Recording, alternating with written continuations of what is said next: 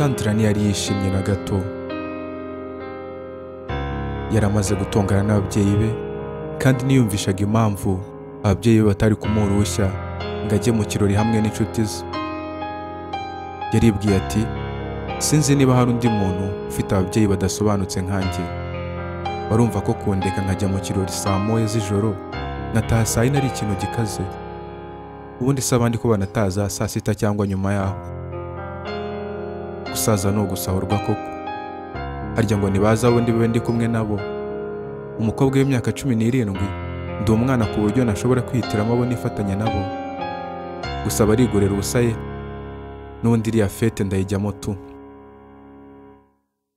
Saa 4 zirengaho iminota mike muri urwo rugo bari baryamye kimwe n'abandi benshi muri ako gace uretse Sandra. Ikirori cyari bugeze saa 7 z'ijoro. Ubwo rero yararimo yitegura kukijyamo. Yarebye muri garde-robe ye atoranya ikanzu nziza kuruta izindi yari afite ayishyira ku buriri bwe. Amaze kwitera makeups arayambara maze mu kanya nk'ako guhumbya aca mu idirishya ry'icyumba cye arasohoka afungura igipangu maze afata akamoto yerekeza mu kirori.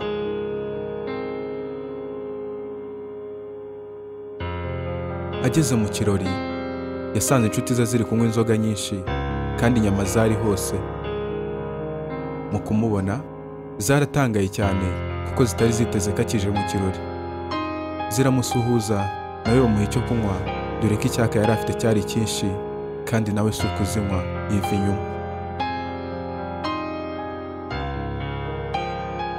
Ikirori cyabaye nk'ikimaze umunota umwe kuri Sandra. Cyari hafi kurangira kandi benshi mu nshuti ze bari basinze cyane nubwo saa 6 z'ijoro zari zitararenga. Nubwo Sandra yari amaze kunywa inzoga nyinshi yari agifite icyaka kandi adashaka ko ikirori kirangira. Aho mu kirori yahuriye n'umusore mwiza cyane kandi byarigaragazaga ko uwo musore yari umukire. Basangiye agacupa bishimye cyane kandi banaganira byinshi dore ko ari nabwo bwa mbere bari bahuye. Umusore yaramubwiye ati, iri joro nuko ryoshya numbwire kugiye gutaha. Hari ikindi kirori bantumiyemo kandi kiraba kirimo abakiri bato gusa. Ubu nibwo kigitangira kandi cyo kirageza mu gitondo. Wenda si ngombwa ngo ukeshe ariko ngwino tujyane. Ndagutahana mu modoka yanjye mugeze mu rugo. Sandra ntiyashakaga kwitesha umuhungu mwiza kandi w'umukire. Ubwo rero yahise yemera atamugoye. Mu gihe barimo berekeza ku modoka uwo musore yaradandabiranye yicara hasi kandi koko yari yasinze cyane.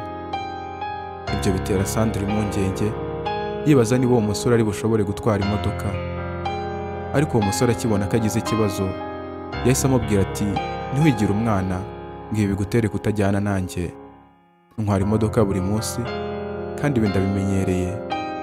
Humura, ibi ntabwo birenze. Ntibyambuza gutwara nk'ibisanzwe. Nuko binjira mu modoka berekeza mu kindi kirori. Mu gutwara uwo musore yatwarishaga ukuboko kumwe ukundi yagushyize ku rutugu rwa Sandra. Uretse ibyo kandi yongeje umuvuduko cyane kandi ntiyarebaga mu muhanda ahubwo yireberaga mu maso ha Sandra. Ibyo byateye Sandra ubwoba bwinshi maze agerageza kumusaba kugabanya umuvuduko ariko umusore we ntiyabikozwaga. Mu kureba imbere Sandra yabonye imodoka imbere yabo ivuza amahoni kuko uwo musore yari yataye icyerekezo cye. Sandra yagerageje kuvuza induru ariko yabumbuye umunwa bamaze kugonga iyo modoka kandi iyo mpanuka yari ikomeye cyane.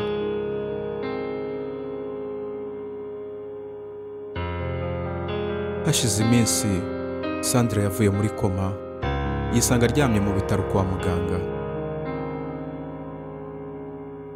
Yararibwaga cyane kandi ntiyashoboraga kunyeganyega. Umuforomokazi yaraje amusanga aho ku buriri maze Sandra mu kuka gake yari afite atangira kumubaza ibibazo. Yabanje kumubaza niba umusore bari kumwe yarakomeretse cyane ariko uwo muforomokazi amubwira ko uwo musore atabashije kuharenga. Wa musore w'umukire yahise apfa kuko yinjiwemo n'ibyuma by'imodoka. Sandra yongera kumubaza niba abo bagonze bo barabayeho, ariko umuforomokazi amubwira ko nabo bapfuye. Sandra yarababaye cyane, atangira kurira. Yari azi ko nawe nta gihe kinini cyo kuba hasigaranye, kuko yari yabwiwe ko ubwonko bwe bwangiritse cyane. Yarebye wa muforomokazi mu maso, maze amusaba ikintu kimwe mbere y'uko apfa. Yamusabye ko yamuhera ubutumwa ababyeyi be. Yaramubwiye ati, ubansabira imbabazi, bambabarire kuba ntarabumviye, kandi babwire ko mbakunda cyane. Ese ubwo butumwa uzabubampera? Uwo muforomokazi ntiyigeze amusubiza, ahubwo yarebye hasi, afata uwo mukobwa mu biganza, atangira kurira. Mu minota mike, Sandra yari amaze gupfa. Umudogiteri wari uri hafi aho abitegereza yabajije uwo muforomokazi impamvu atemereye uwo mukobwa ikintu kimwe gusa yaramusabye mbere y'uko apfa. Maze n'agahinda kenshi, uwo muforomokazi aramusubiza ati, nabuze icyo musubiza. Sinari bumubwire ko abantu bagonze bagapfira mu yindi modoka bari ababyeyi be, bari barimo baramushakisha.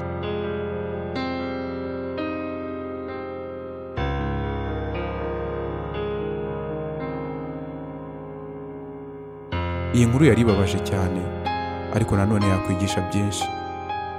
Ni kenshi tugirwa inama cyangwa tukabuzwa ikintu, ariko ntitubyumve, ahubwo tukibwira ko ari twe tuzi icyo gukora. Ariko buri gihe ujye uzirikana ko bidakunze kubaho ko umuntu afata igihe cye ngo aze kukugira inama kandi utayikeneye.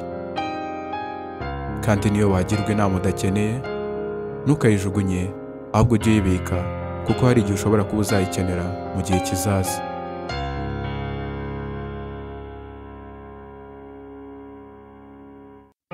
Njye wumvaga ndi Migabo kuri chaîne ya YouTube ya Migabo Updates. Iki ni igice cya 4 mu nkuru z'uruhererekane zifite umutwe ugira uti bikubera isomo. Ntibagirwe gukanda subscribe.